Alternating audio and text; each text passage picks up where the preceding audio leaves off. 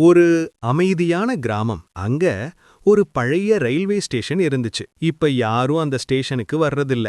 ஆனா ஒவ்வொரு பௌர்ணமி இரவும் அந்த ஸ்டேஷன்ல ஒரு மாயம் நடக்கும்னு சில பேரு சொல்லுவாங்க. அந்த கிராமத்துல ஆதின்னு ஒரு பையன். அவன் நல்லவன்தான். ஆனா சீக்கிரம் கோபப்படுவான். யாருக்கும் பகிர மாட்டான்.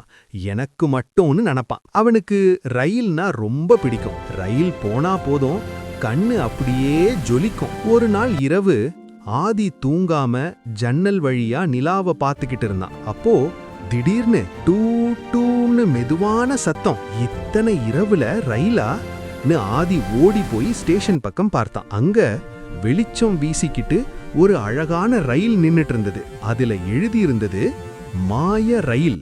ஆதி மெதுவா ஏறினா. ஜன்னல் வழியா பார்த்தா மரங்கள் மறைஞ்சு வானம் கிட்ட வருது. நட்சத்திரங்கள் ரயிலுக்கு விளக்கா மாறுச்சு. சந்திரன் ரயிலோட சேர்ந்து பயணம் பண்ணுச்சு. ரயில் நின்ன இடம் ரொம்ப விசித்திரமா இருந்துச்சு. கனவு உலகம். முதலிடம் பகிரும் நகரம். ரயில் நின்னதும் ஆதி பார்த்த இடம் ரொம்ப அழகா இருந்துச்சு. அங்க எல்லா குழந்தைங்களும் தங்களோட பொருள்களை பகிர்ந்துகிட்டு விளையாடுறாங்க. ஒரு குழந்தை சொன்னது, இங்க பகிர்ந்தாதான் சந்தோஷம் அதிகம். ஆதி முதன்முறையா பகிர்றதுல சந்தோஷம் இருக்குன்னு புரிஞ்சுக்கிட்டான். இரண்டாவது இடம் பொறுமையின் பூங்கா. அடுத்த இடத்துல ஒரு பெரிய பூங்கா. அங்க குழந்தைங்க மெதுவா பேசுறாங்க.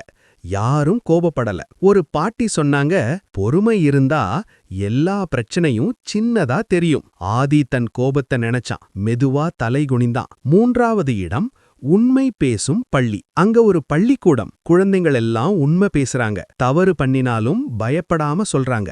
ஆசிரியர் சொன்னாங்க, உண்மை பேசுறவன் தைரியசாலி. ஆதி மனசுக்குள்ள நானும் இனிமே உண்மை பேசணும்னு முடிவு பண்ணான். ரயில் மறுபடியும் கிளம்புச்சு. ரயில் ஆதிய அவன் ஊர்ல இறக்கி விட்டுச்சு. அடுத்த நாள் முதல் ஆதி பொருள்கள் பகிர்ந்தான், கோபப்படாம பேசினான், உண்மை சொன்னான். அவனுடைய நண்பர்கள் சொன்னாங்க, ஆதி ரொம்ப நல்லா மாறிட்டான். ஆதி சிரிச்சான்.